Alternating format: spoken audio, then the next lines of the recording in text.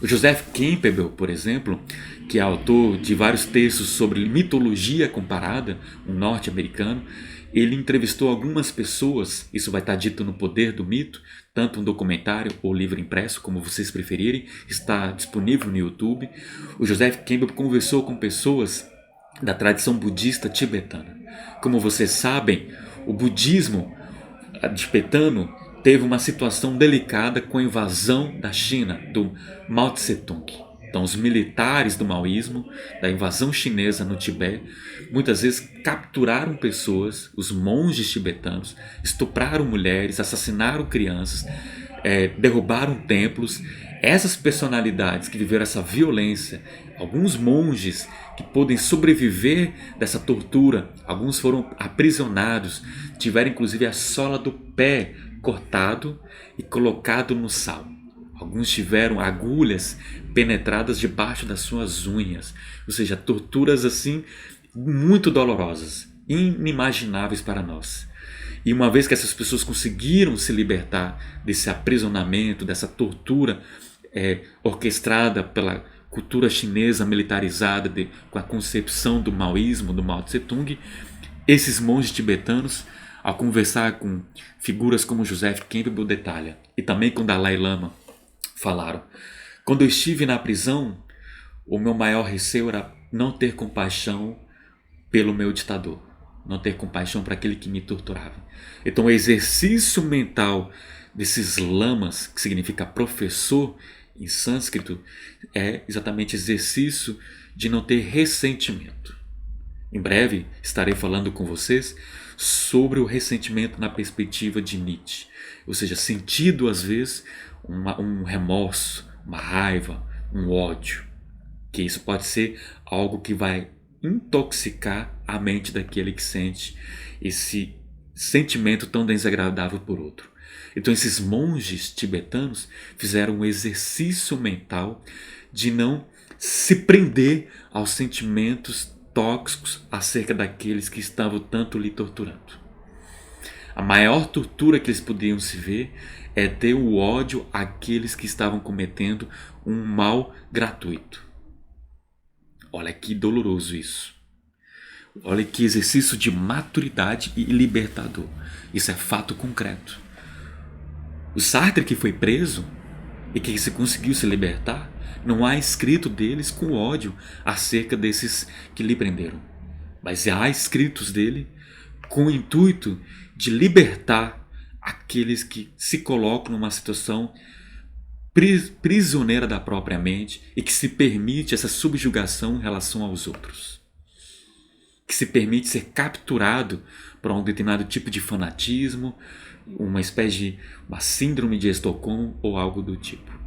Então, a liberdade se perpassa na consciência de que como eu vou lidar com nossas emoções, com nossos afetos. E isso pode ser uma chave de como vai, digamos, ressoar no nosso modo de ser. O Michel Foucault, uma figura importante também da filosofia, é alguém que na juventude tinha muito conflito com a sua própria sexualidade. Uma personalidade que viveu, nasceu em família de médicos e que estava sendo delegado a ele se tornar também alguém da área da medicina. E na juventude, ele vai se confrontar com a sua homossexualidade, ao ponto que ele tentou suicídio algumas vezes. E ele é internado em um hospital psiquiátrico. E ele é atormentado por aquele ambiente, com pessoas, digamos, jogados à míngua, sem nenhum tipo de um cuidado de tratamento médico psiquiátrico. Estava simplesmente ali, como se fosse um porão, um depósito de pessoas que incomodam a sociedade dita racional. E quando ele sai, o Michel Foucault, ele vai estudar filosofia e psicologia. Faz doutorado e escreve a tese A História da Loucura. E ele tem uma seguinte frase, o Michel Foucault: a psicologia quer, nos seus textos teóricos, dizer acerca da mente humana, da psique, que tem o entendimento da totalidade de quem somos nós.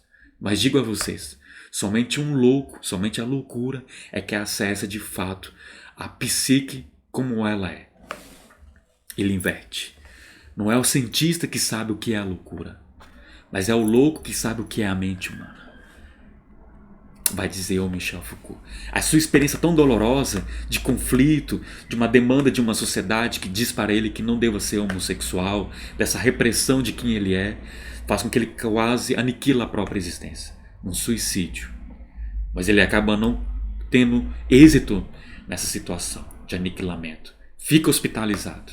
No hospital ele se confronta com aquilo que era mais doentio. O descuido dessas pessoas que precisavam de um cuidado, de um tratamento humanitário. E ao sair, ele vai dedicar a exatamente uma análise da constituição da relação do sujeito com o poder e das possíveis resistências. Na tradição oriental, temos a palavra kintsugi, que vai fazer todo o entendimento sobre o que é essa resistência pensada por Michel Foucault, por esses monges tibetanos que foram torturados e que não ficaram com ódio com seus próprios torturadores, têm uma mente totalmente liberta diante do passado que vivenciaram. Não é que finge que não aconteceram, mas simplesmente encobrir, esquecer o ocorrido, mas não estar preso ao que lhe foi acometido.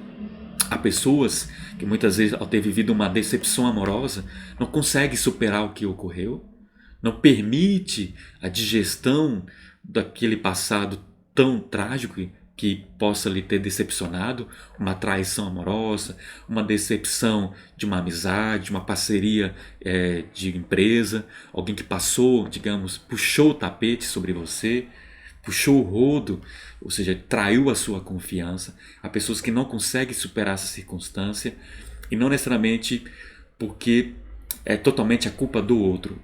Obviamente que a pessoa tem uma responsabilidade e tal, e se cabe às situações jurídicas ser condenado, é necessário que busque esse elemento para que seja condenada a pessoa, dependendo do que ocorreu, seja de fato responsabilizado pelo Estado de Direito. Mas há circunstâncias que mesmo que aconteça essa condenação, a pessoa ainda estará preso naquela história, como se não tivesse desatado o nó. A nós em nossas vidas. Então imagine que a nossa história é uma espécie de um cordão, né? Como essa corda que tem aqui no meu pescoço.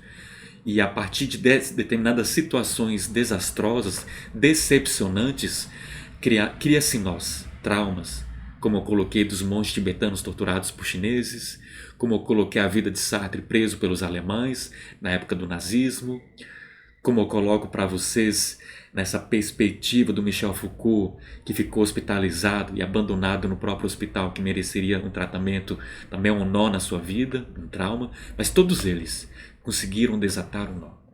Conseguiram ter contato de reflexão e emanciparam daquilo que lhe tocaram na sua maior fragilidade. É esse o ponto fundamental que a filosofia existencialista quer nos estabelecer. Emancipar-se daquilo que nos ocorreu como trauma, como decepcionante, como traição de alguém.